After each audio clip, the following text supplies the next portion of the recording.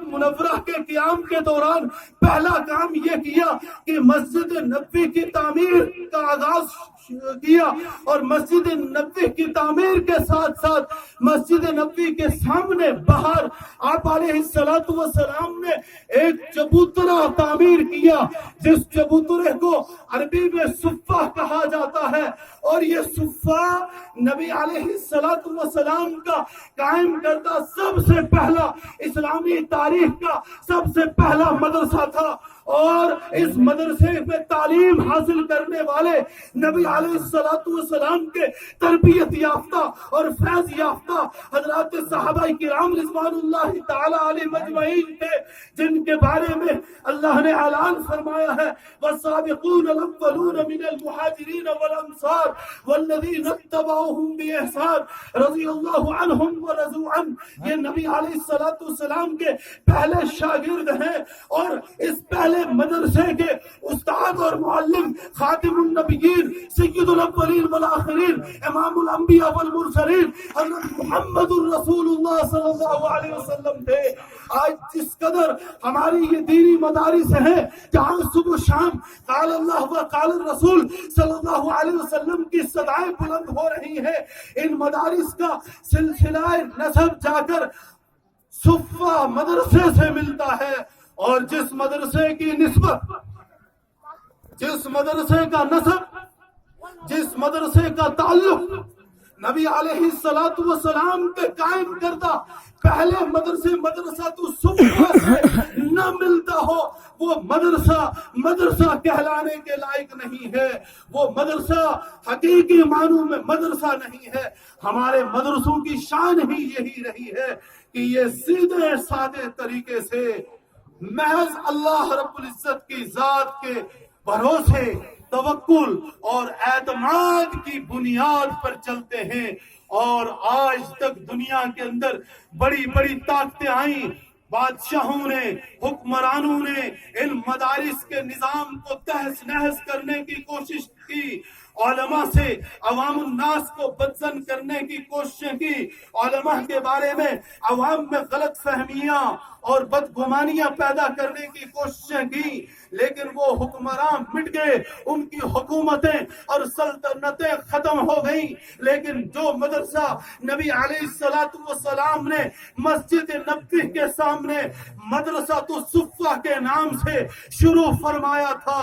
وہ ان مدارس کا سلسلہ الحمدللہ نصاب کے اعتبار سے بھی، نسب کے اعتبار سے بھی اور نسبت کے اعتبار سے بھی بعین ہی اسی طرح سے آج 1450 سال گزر چکے ہیں، بعین ہی اسی طرح سے وہ نظام آج بھی چل رہا ہے، اور انشاءاللہ العزیز قیامت کی صبح تک چلتا رہے گا۔ اللہ کی ذات سے ہمیں امید ہے کہ مٹانے والے مٹ جائیں گے، نیست و نابود ہو جائیں گے، لیکن یہ مدارس اسلامیہ اور ان کا یہ نظام قیامت کی صبح تک قائم و دائم رہے گا۔ کوئی دنیا کی طاقت نہیں ہے جو ان مدارس اسلامیہ کو مٹائے۔ ہماری سعادت مندی اور خوش قسمتی اسی میں ہے کہ ہم ان مدارس اسلامیہ سے اپنا تعلق مضبوط و مستحکم کرتے ہیں، اس لیے کہ باطل کی منظم کوشش مسلمان علماء سے کٹے، مدارس سے ان کا تعلق منقطع ہو، اور اس کے لیے بڑی منظم طریقے سے سازشیں ہو رہی ہیں۔ ہمارے ملک کے مائے ناز عالم دین ہیں، اور موجودہ حالات کے اوپر بصیرت سے گہری نگاہ رکھنے والے ہیں۔ حضرت مولانا خلیل الرحمن سجاد نعمانی دامت برکاتہ مولانا نے گزشتہ چند ماہ قبل اپنے ایک بہت ہی اہم بیان کے اندر فرمایا کہ اس وقت ملک کے اندر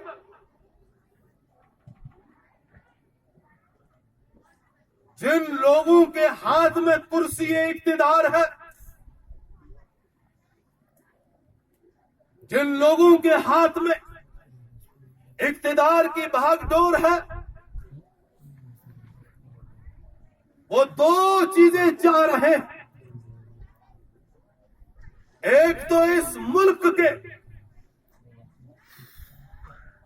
امن و امان کو ختم کیا جائے،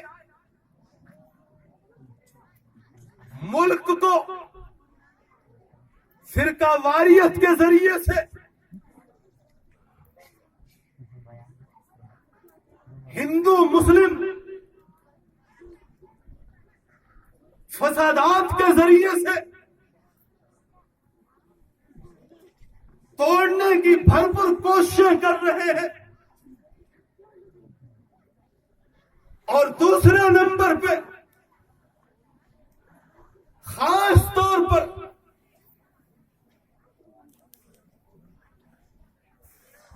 علماء اور مدارس اسلامیہ سے عوام کو دور کرنے کی گہری سازشیں ہو رہی ہیں۔ اس لیے آئے روز نئی نئی باتیں اور چھوٹی چھوٹی باتوں پر بڑے بڑے فسادات، قتل عام کر کے ملک کو فرقہ واریت کی طرف لے جایا جا رہا، اور وہ سمجھ چکے ہیں کہ جب تک یہ علماء ہیں، یہ مدارس ہیں، وہ ماضی کی تاریخ کو جانتے ہیں کہ انگریز کو اس ملک سے نکالنے میں علماء اور اہل مدارس کا بہت بڑا کردار رہا ہے۔ لہذا جب تک یہ مدارس اور علماء موجود ہیں، اس وقت تک ہم ملک کو فرقوں میں نہیں بانٹ سکتے، ملک میں ہندو مسلم انتشار پیدا نہیں کر سکتے۔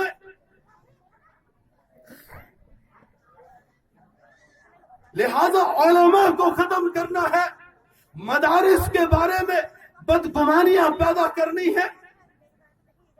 اس سلسلے میں ایک تحریک انہوں نے ہمارے برادران وطن میں چلائی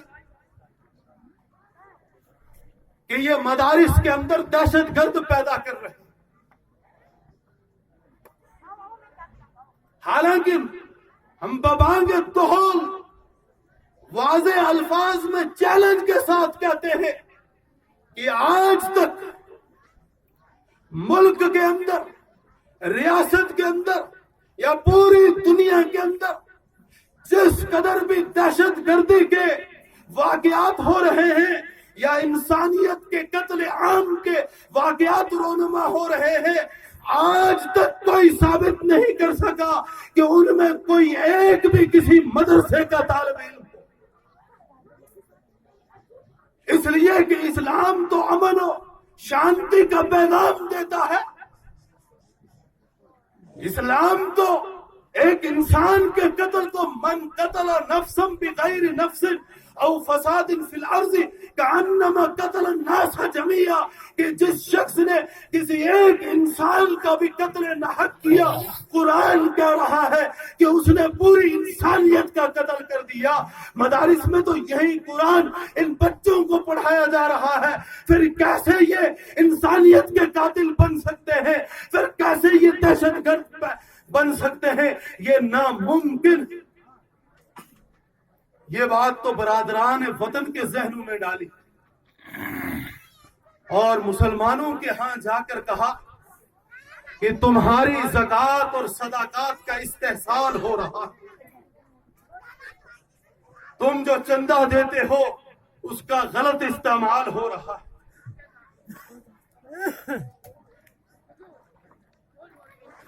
واللہ मदारिस के अंदर हमारा जो भी पैसा लगता है बस वही हमारे लिए नजात का जरिया है और वही हमारे लिए तोशा आखिरत। मौलाना अरशद मदनी दामद बरकातुहुम ने अपने बयान में गुज़श्ता साल अमेरिका के एक मदरसे का वाकया बयान किया कि एक मस्जिद में मदरसा कायम हुआ और मदरसे वाले तलबा का मामूल है कि नमाज फजर से पहले सबक सुना देते हैं, इसलिए रात के आखिरी हिस्से में ये जाग कर सबक याद करते हैं, क्योंकि नमाज फजर से पहले सबक सुनाना होता है। जिस शहर के अंदर, जिस बस्ती के अंदर ये मदरसा कायम था,